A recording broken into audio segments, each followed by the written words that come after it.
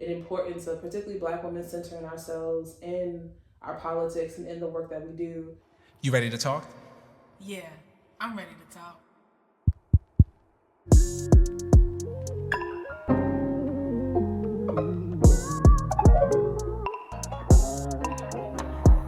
What we gonna talk about today? What we gonna talk about today? Top Talker, Top Talker.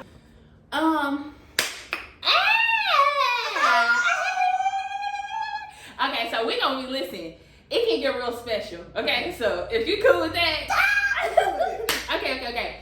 All right, y'all. So welcome back. Or if this is your first time, hey, welcome. So this your girl Sha-Nel, the Top Talker. And come on in to Sifting with Sha-Nel. Go ahead and grab you a drink. If you in the car, listen on up. If you cleaning up, clean your house as you listen. All I'm asking is that you start sifting. Hello. So today we got Tuesday, okay? Now, this is what I want to say. I don't know what this is, y'all. Y'all gonna get these videos. It could be a podcast. It could be a show. It could be a mix between both. All I know is that we're here and we're doing it together. Is that okay? Is that all right with y'all? Okay, cool. So this is the most formal you're gonna get out of me probably in the beginning, which is this introduction, because shout out to Jam, who was like, don't be bringing people in and not introducing them. So shout out to Jam for that, okay? So this is Tuesday. Now Tuesday just graduated with her master's in sociology, but she will be starting her program at Morgan State for doctorates in sociology and social change. As a matter of fact, on Monday, right? Yes, on Monday. Oh my gosh! I was asking Tuesday, okay, so what is your favorite color? Tuesday gave me, this is not about a favorite color situation. Rainbow. Rainbow as in feeding into energy. So someday when she wake up, some days are yellow, some days may be green, some days it may be giving blue. It is not about the staple of the color, but about the energy she's feeding into. I'm gonna tell you why I admire Tuesday. Tuesday is creating spaces for Black women outside of home and work, but more so in third spaces. And she is head organizer, the organizer of the tribe, and something I'm so grateful to be a part of. So welcome Tuesday to Sifting with Sha-Nel. Thank you. You're welcome. I like my intro. I feel special. It was good. It was good. So, okay, we may be getting into a little of this. This is not a book review, but I just love me some Toni Morrison. So if something registered, I'm here for it. It's in my spirit. Okay. You just came back from Canada. Where specifically from? Yeah, I was in Montreal for a little bit. And it was actually really nice. So I was there for the Association of Black Sociologists has their annual conference. I believe it was the 50-something-th conference, but it was around really reflecting on the civil rights movement and also thinking about the lessons we learned from Ferguson. So kind of like a reflection on how we as Black people kind of do this work, particularly how sociologists do work around, not necessarily just politics, but just how we do work around us. How? Yeah. Let us see how. What Yeah, so it kind of depends on what kind of sociology you do. So some people gave presentations around like, for instance, there was one woman who did work around like the spiritual nature of like activist work and what does it mean. So that really resonated with me because I care a lot about creating space for Black women to kind of come together. So her work was really like, it jumped out to me and I was like, okay, I wanna listen in. There were other people that did work around like specifically how do you focus on like methodologies that are important for like doing sociological work, which for me, I feel like I sometimes shy away from methods because I'm like, I don't really know. I don't know. I think that, yeah, it's been a place that I feel like I'm still trying to grow in. So I was really excited to hear like, how do people align their research question with the kind of methods, or how does the question inform the methods really? And then, that's good. Yeah, and then we did a lot of, I don't know, this sounds weird, but just a lot of talking. Like, so there were just times like in between sessions where I would just sit and talk to people and be like, where are you from? What do you do? And that, what do you do? Hold on, because I didn't tell you she from Baltimore. She from East Baltimore. Did y'all hear it? You said what? No, but yeah, it was that though. It was funny because I met people from all over the country. I even met, there was a Black woman I met who was from Nova Scotia, and she was just talking to me a little bit about like the history of Black folk in that space. And I think particularly as a Black American, there's a way that like we've kind of romanticized Canada in relationship to slavery. So like the idea of fleeing the States in order to be able to like get to, I wouldn't necessarily call it a promised land per se, but I think to a more emancipated space. And then thinking about what has that space look like for Black people who live there. So I don't know a ton about that history, but I think in just talking to her about it made me kind of take a step back and think like, I haven't really evaluated that. So all that to say, it was really cool, and just it's mad clean there. So it's really clean. I was surprised. I did the most getting up there. So most people just flew into Canada or flew into Montreal. But my money wasn't looking the way I wanted it to look. Let's be honest. So I was like, let's try to figure this out. So I caught a megabus from Baltimore to New York. And then I stayed in New York for about 8 hours, and then caught a megabus from New York to Montreal. You got the megabus to Montreal? I did. How long was that? In total, probably around 12 hours. But I mean, you do sightseeing. Yeah, It's giving budget. I know that. It's giving budget. Come on, do what you got to do to get to where you need to go. It don't got to be glamorous. Get there, get back safely. Yeah. So yeah, it was cool. But I think that it was one of those things that reminded me that like Black women make it happen. So it's like, if you want to do something, we will figure out a way to make it happen. Yeah. And I think that it's funny because I was talking to different people, and I was like, how am I going to fund this? And they were like, well, we don't have this, we don't have that. And I kept just asking around. I was like, for me, when one person says no, it means it's no for them. Like, that doesn't mean it's no for me. Come on. So I'm like, I'm going to figure out a way. And so I actually ended up figuring out a way to get it financed. So that was nice. Oh my goodness. Did you really? I did. But it took a lot of like emailing and being persistent and being like, hey, this is what I'm trying to do. No, yeah, like staying on being persistent. Yeah, so anyway, all that to say, Canada was really dope. The research was amazing. Also just being in space with Black people exclusively and not having to like say, this is my rationale, or having to defend studying Black pop. Yeah, it was just and everyone was like, yeah, we get it. Like, you don't have to convince us of the work that you're doing and why it's important. My question to you, is this your first conference? Presenting it. Is this your first conference? No, so it's not my first conference presenting. This was the first time I had been in an all Black space. That's what I was going to ask you. Yeah. This was the first all Black space, and kind of like as a conference. Yeah. So let's take a little pause and tell the people a little bit like about your research, because I think that'll lead to like my next questions I'm really interested about.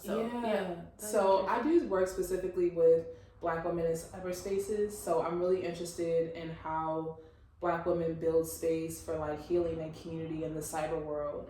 And that can look a lot of different ways. So it can look like creating space on Twitter or on X, or it can look like Instagram, or Twitter. Or it can look like TikTok, but essentially just how do Black women build communities of healing for each other. And that really was influenced by my own life. And so, it was... How do you research that? Yeah, so you can do it a lot of different ways. But for me, I feel like I'm a little more qualitative. So I care a lot about like thinking about literally kind of interview style. So I want to talk to people. I want to understand like the nuance of their lives. How do they do this meaning making process? There's also people that really care about like the kind of quantitative side of it. So like, does this look different in different cities? Can we do like multi-layered analysis on how, Black women are gathering in spaces that are in large cities versus in rural areas? And does that make a difference? And shout out to one of my homeboys. He does work on Black folk in rural space. And I'm just saying that because there's such an emphasis and maybe like an overemphasis on Black people in cities.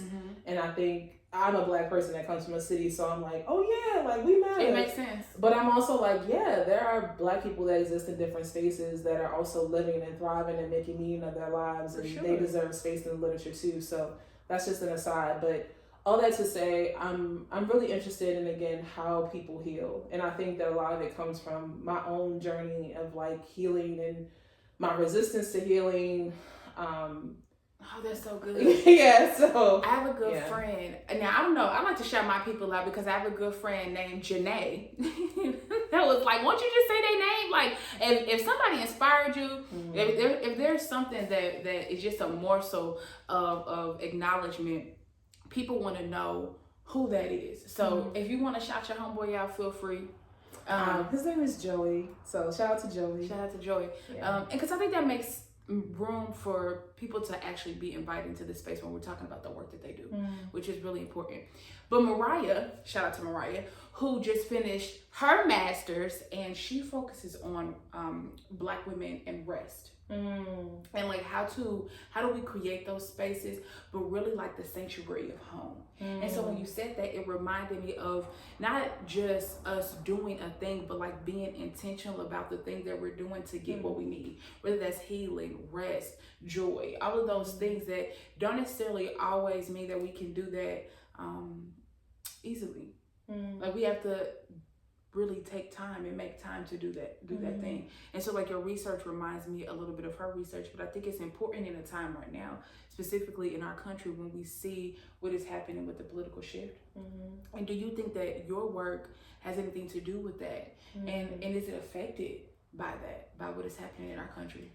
1,001%. So it's funny because when I talk to people about, so some of the work I focus on is like Black Girl Joy specifically. So I want to like elevate this idea of like what joy looks like in the fullness of it.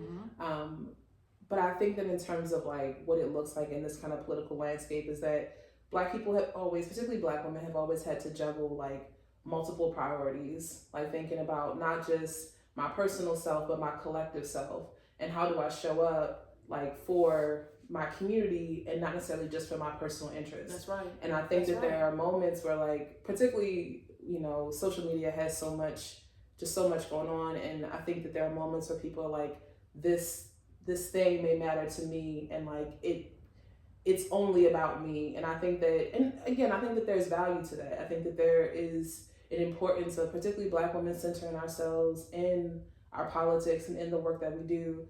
But I think that Black women have always been in a more collectivist spirit of like, how does this impact my community? How does this impact myself as much as my children, as much as my neighbors?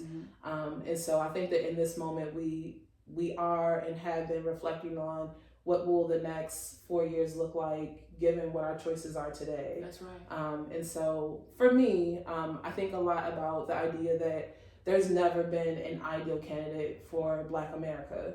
Never, not once. But I think that there's... Do you think there could be? Do you believe in that? Do you think that's a thing? An ideal candidate to represent an entire country? I think that it's important that people recognize that there is always work to be done in terms of like whenever you, and again, I'm not a politician, but I think that there's sometimes like a way that people over romanticize political figures, like this kind of saviors. And that's not necessarily all of what they are. I think that again, they can represent values that are really beautiful, but it's also about accountability. It's also about following up. And who's going to hold them accountable if it's not us? Yeah, so I think that it's like we go and we vote, and that's a moment, and that's a really important moment, but there are also moments that come after that. And so for me, I think about like, what do we do after the election? As much as what we do at the polls, because both matter. And so for me, I 1,000% feel like it's always been important for us to reflect on the kind of future we want. And I think that even in my like research, I care a lot about Black futures. Like, so not even just thinking about like what you do in the now and how important the now is, but like 4 or 5 or 10 years from now, what do you want your life to look like? And how does your present choices kind of reflect the kind of future that you see for yourself? And so to your question, I think that there has never, at least for me, been an ideal candidate. But I think that there have been people that have been more aligned in the kind of politics that I would like to see. And when I have been able to have when I have had the chance to vote, I have voted with an alignment with my politics or with my values. Yeah. So anyway, It's so interesting that you say that because you reminded me a lot of Bell Hooks' work. As she gets to talking about, I don't know if you've read Sister of the Yam. Yeah. But, you know, as she talks about collectivity and where we find like our priorities, which is a lot of time with our families, with our friends. Like as Black women, we in our families are nurturers. We are the staple of our family, whatever that is. It could be your grandmother, your mom, and then now me coming of age and realizing like, what does that mean for me? What does that mean for me? Like centering tradition in a way that doesn't feel like a burden. And wanting to give what I have to my cousins, to those that are younger than me, but also them realizing that as they are embarking on their life and going into these spaces that may make them feel smaller, whether that's work or school, how do they learn how to centralize their voices and not feel like they're taking up too much space? And as I'm thinking about the cultivation and the condition of Black women specifically, we have been taught that we need to give of ourselves so that we can be valued, so that we can be seen, because productivity is the product, like is what our value is steeped in. And now there's a lot of discourse around that. But I don't agree with that necessarily, but that doesn't mean I don't come back either. Because I find myself being like, okay, not necessarily like I'm taking up too much time in the space, because I really believe in like filling out the scene and like seeing where I need to be at and like speak up for myself and all of those things. I don't struggle in that area, but I definitely do struggle in the area of if I'm not churning out product, if I'm not being productive, am I using my time wisely? Am I worth of this opportunity? Like this opportunity, I could get this opportunity, that opportunity if I just work harder and harder and harder. And as I'm getting older, I'm like, okay, it's not necessarily about the work that I'm doing to get to this place. It's like how I'm doing the work, and then is it aligned with what I truly want? Like what I truly desire, what is really in alignment with my purpose. And sometimes it's really hard to kind of differentiate between the two, because I don't want to seem like I'm not doing what I'm supposed to be doing, but then I'm asking myself, what are you supposed to be doing? Because if what you're supposed to be doing is in alignment with what you need to be doing, let me not be so concerned about what others think I should be doing. Yeah. Which is a balance. Yeah. I mean, yeah, I think that the key word there is alignment. I think for me, I've a bit of trying to undo some of what has felt like a kind of like white supremacist narrative around value. Like productivity a lot of the times is linked to value. It's like you are only valuable as much as you can create something that other people see as valuable. That is correct. Which is a lot of times marketed to capitalism. Yeah. If we can make money off of it. Yeah. What's the benefit? And so I think that for me it's been a lot of trying to reflect on, am I in alignment with my values? And also, am I in a flow that feels good to me? Like when I got back from Montreal on Sunday, and I was just tired, like just really tired. I mean, Rightfully so. That bus ride was not for the weak. And also I have very long legs. I'm thick, all the things. There's a lot of things. You couldn't really stretch out like you needed to. Let's say I understand. My sister, I understand. Nah, but it was real. And so I think that like all that to say, when I got back on Monday, I usually have like a pretty, I like my personality, I like structure. So I have like on my own schedule, like this is what I'm going to do in the morning. I like morning rituals. They make me feel grounded. Yeah. But my body was like, we're not going to the gym. We're not doing that. Like we are going to rest. We're going to sit. We're going to move in slow motion. Wow. These are the kind of foods I want. And it was like, we don't want eggs today. We don't want them to What we want? What we want? Is it pancakes? What was it? What we want? Well, first of all, I slept probably, I don't know. I think I slept a large majority of the day, and I don't think I was up until maybe like 10ish, which is wild because I text earlier. Up 6:30.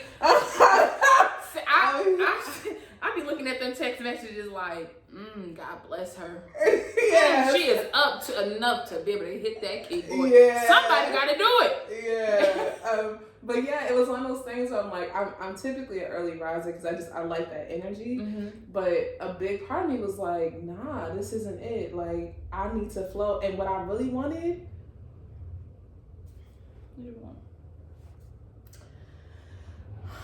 I really wanted some Cajun pasta. Oh, I really did. And I was like, that's what, and for whatever reason, I was like, I want some Cajun pasta with some shrimp in it. Ooh. And that's what I want. And so, again, I think around 10:30, I was up and moving. And then I think around 11, I finally like left. And I was like, yeah, we're gonna get some Cajun pasta. And that's what I wanted. So that's what I got. Yeah. And then the rest of the day, I get it from. I ain't even gonna tell you anything. But you know what's okay? I feel like I'm not trying to do no free promo for nobody, but but it feels good. see, it's the people that be giving promo and it's not good. It's not good, but it feels good. Put us on. Don't keep us on the outside. So I got the Cajun pasta, and I feel like the place I got it from, it was okay. Like I feel like I got somewhere too, and we could say that off camera because I got a feeling.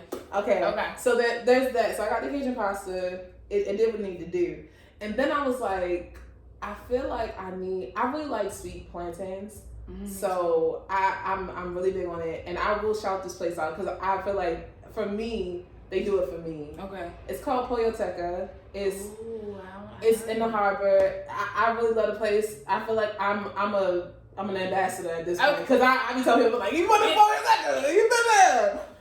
But also I'm good. They got some Brussels sprouts and carrots also, and it's roasted. It's like caramel. Yeah. So okay. So why you ain't never been? You know, okay, I ain't gonna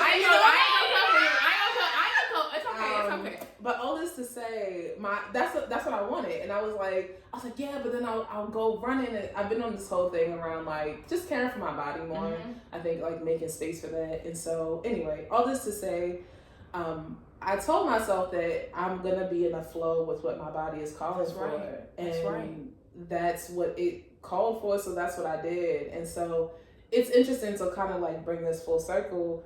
When I thought about, when I was doing my master's, which was a little while ago, but I did my master's and it was around the tokenization of Black girls in private secondary schools. Very specific. And I think that I carried a lot of trauma from literally being a Black girl in a predominantly white private school. Mm-hmm. And so I think that having that experience and then going to a Pt.1, I went to the University of Maryland, College Park, and I had a wonderful undergraduate experience. But I think that so much of what informed like my sense of worthiness was like, oh, I'm not accepted in this space. But before I was in that space, I was in an all-Black space, and I was like, oh, like the Black kids not fucking with me. that kind of that's a mind. But yeah, but it was like I was in the same school from kindergarten to 8th grade, and so I was like, man, like this is kind of hard because like, but again, for me it wasn't even like, well, they're Black kids. It was like these are just people because everybody around me was Black. Like mm-hmm. my whole community was Black. I go to the bank, people, Black tellers are Black. Right. Like everybody Black. And so it was one of those things where I was like, for me, it was like, oh, certain people just don't like me, but other people do like me, so there's not a big deal. And it wasn't, I think, until I got to high school where I really kind of felt that shift of like, oh, white people don't like me. I was like, oh, and then the other people didn't like me look Black, so okay, trying to find a place. And what you think that was? That's my thing. I love this. Yeah. Y'all know I love this kind of conversation. Like, I ain't gonna take up too much of your time with it, but that experience is a very unique one. Yeah, I think, to be honest, so... And it didn't turn you off Black people.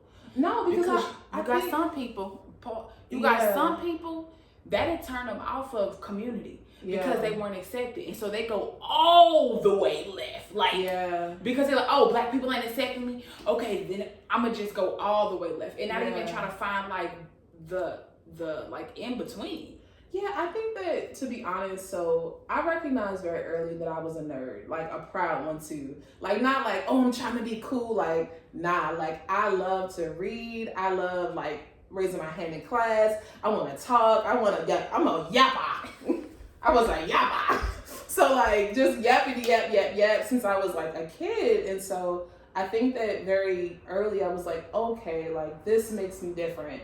and most people are maybe not necessarily as comfortable doing what I do. But I think that I got so much praise from adults very young around it. They were like, wow, like you're so composed, you're so articulate. And when I heard that from Black people, I was like, must be. I mean, like the principal's honor roll. It was just all of these things that were just net positives for me. And so I was like, okay, like this is my lane. Like my lane is being smart. And I think that it also was just really fun for me. Like I think that I really enjoyed, like, math class was my favorite time of the day because I was yeah, you were different. Yeah, it was just because it just made sense. I was really competitive, and so I joined, like, this was a thing in middle school, but it was called the National Academic League, and we essentially would compete against other schools. And I played in what was called third quarter, which was the time where people would, like, talk. So we had to give a presentation on a question. So, like, you would be given a question and then you had 20 minutes to come up with it was a whole thing. And I loved it. I lived for it. Do you think being a nerd drew you away from your community? No. And that's the thing. I felt like I was so loved in my family, though. And I felt like when I went to school, and this is a small thing, I had a best friend who lived next door to my grandmother. So my mom's a school teacher. She's been in schools for probably 25 years now. Wow. But all this to say, my grandmother's neighbor, her granddaughter, I know it's like a whole thing, but her granddaughter and I went to school together. So I was like, my best friend Brittany, and honestly, just having a best friend was enough for me. I was like, there's one person who liked me, that's more than enough. Yeah, I was like, there's one person that likes me. I'm good. I got a friend, babe. I'm great. I'm living. I'm alive. And so it was funny because Brittany and I were friends in, like, elementary school, and I don't really remember when she left because she ended up moving to the county or something. But all this to say, I think when I got into middle school, I was like, because you know, middle school is that, like, that in between, and you're trying to figure yourself out. Yep. And so I ended up being really close to, like, or I shouldn't say really close, but I ended up being cool with, like, the group of kids that did NAL with me. And there were, like, two guys that I became really, really cool with. And I felt like I was like, oh, like, we're friends. Like, you like me as a person, but you also know that I'm nerdy. Right. And that was really important to me. And so all this to say, I think that, like, as I think about the trajectory of my life and the decisions I made, or decisions that were made for me at times, I feel a lot of gratitude because I'm like, you know, I had a foundation of Black people that cared for me, and that were invested in me and that believed in me beyond anything I could have imagined. And I was able to, like, do really cool things. Like, I ran for student body president when I was in middle school and I won. And it was just, period. I was like, we're going to do this. And then that gave me the strength that when I got into high school, I ran for, it was called the Community Alliance for Everyone. Basically, kind of like a diversity group for high school students. And I ran for that and I won. And I was like, yeah. Like that, but that's just what I do. I'm a winner. I do that. But it was really this thing of, like, I can do anything I put my mind to. Yeah. And that foundation was Black people who believed in me and was like, baby, you got it, like, and we behind you. Yeah. But then there was also something really beautiful, I think, about seeing the full spectrum of Black humanity. Yeah. So, like, it wasn't because Blackness is not a monolith. Yeah, it was like, I knew Black people that was haters, like, on some real stuff, like, like, straight up, like, who do you think you are? Yeah, like, let me knock you down a couple of pegs. Yeah, and then I feel like it's haters in all cultures. Yeah, like, they everywhere. And a hater could be near you. Yeah, and I think that for me, it was really important because it was like I got to experience Black people not as just, again, a monolith of just, you are super supportive and you love on me and you're there for me, but also, like, there are Black people that are haters, there are Black people that are tall and short and all the things, like, and it was kind of nice to be like, oh, I have a full Black experience. And then I think it was weird, I think, going into high school because the white people that I experienced were really coming, I think I came into the space with a perception of what whiteness was. I think I saw it as more benevolent and just having, like, yeah, I think that there was like a goodness that I kind of assumed around. Yeah, I think as a young person coming from the school that I came from, my school, just for some context, it was very, very cold in the winter and very, very hot in the summer. Okay. So like the air was was an older school. The building.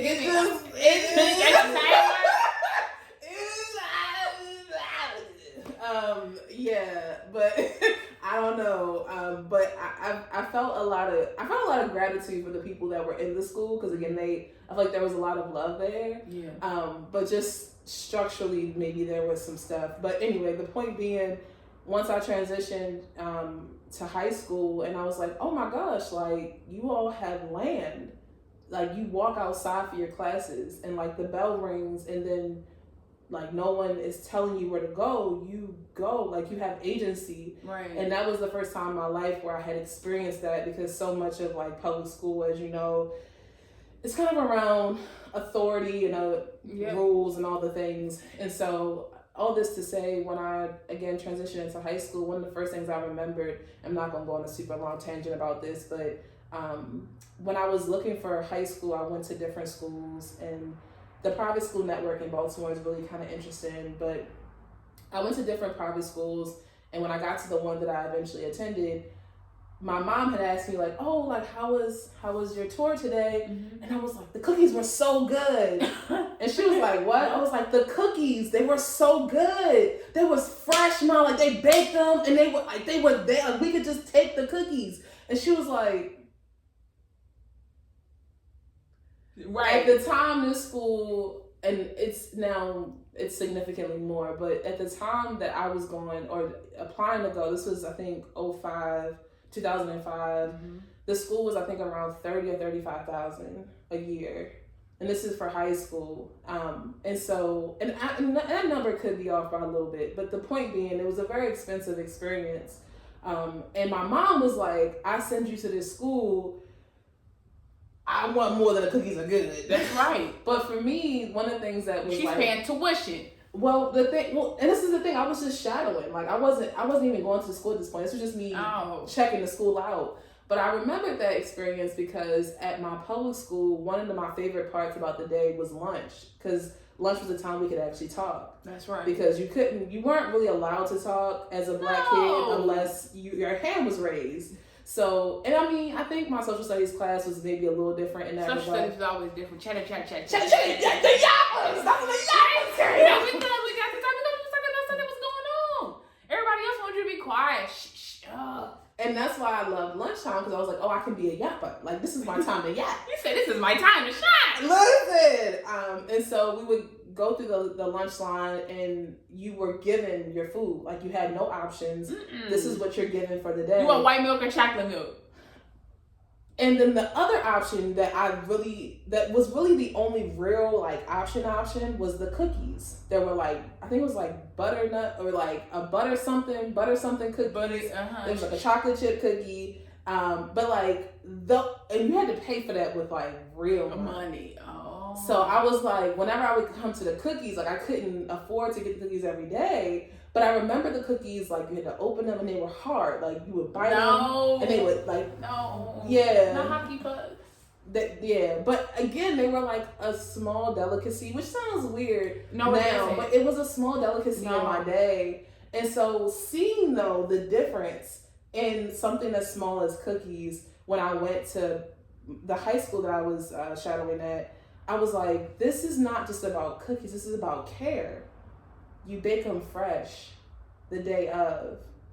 They break differently. It's moist. Like you can see the chocolate. It feels like it's made with real ingredients.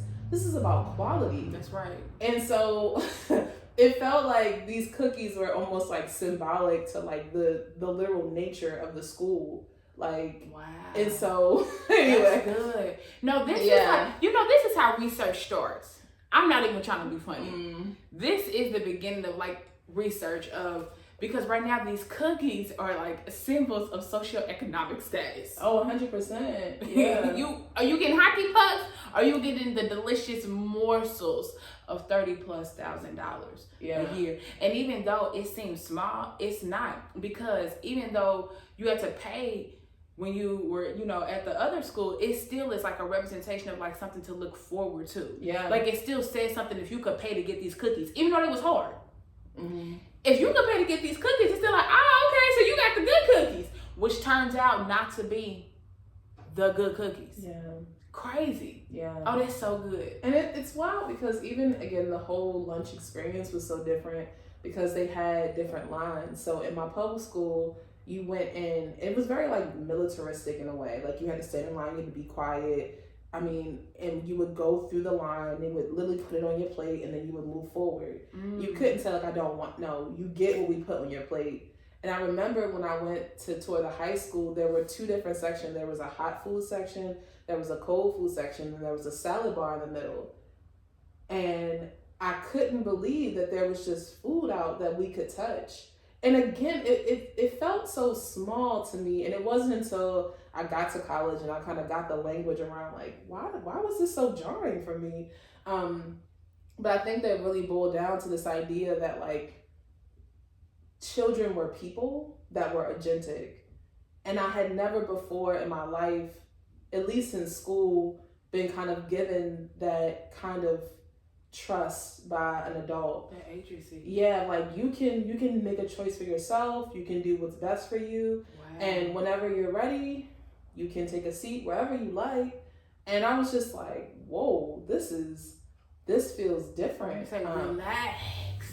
The choices.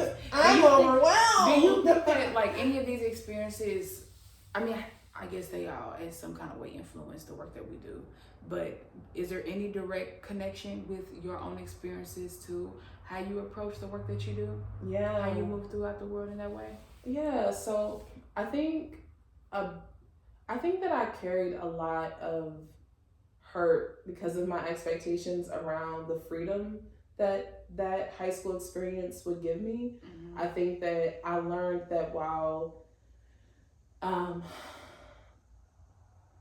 there was some, I'm not even say illusion of choice because there was real choice there, but that there were other dynamics at play. Mm-hmm. There were ways in which I think white girlhood exists that is very different from black girlhood. Mm-hmm. And sometimes when those worlds intersect, it can be a lot of tension.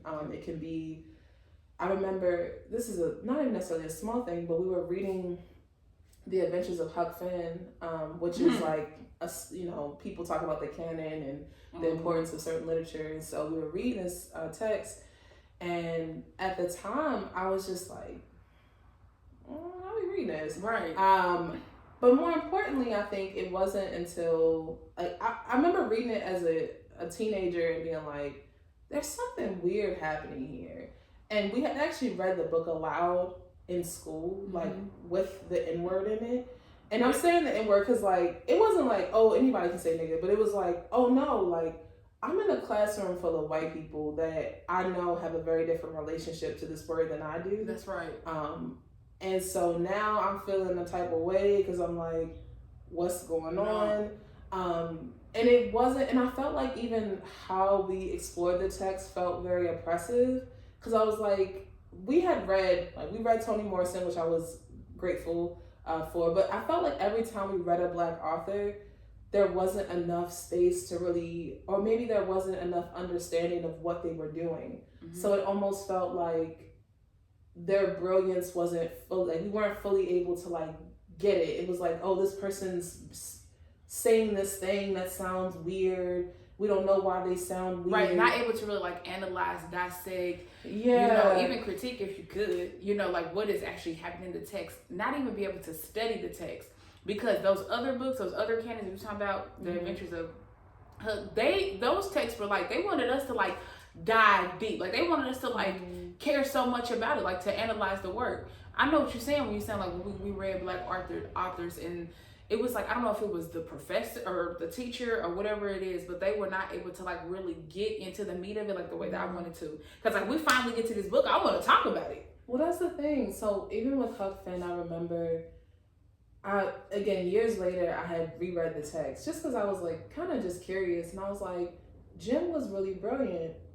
And I didn't recognize in the moment that like, I was living a kind of gym-esque existence. Like I felt like I was on this boat with white people that were playing around sometimes, like not taking shit seriously, like, you know, we're in class, and not to say that they weren't taking their education seriously, but I think that I felt like I was in survival mode. Like I need this education to get me out of this place, and like I'm really trying to get where I'm going. And it was like, we not on the same thing. Like y'all kind of playing, y'all kind of doing dumb shit, and sometimes that dumb shit has a consequence for me. And the consequences for me almost like completely change what my life can look like. Want more? Head to part 2.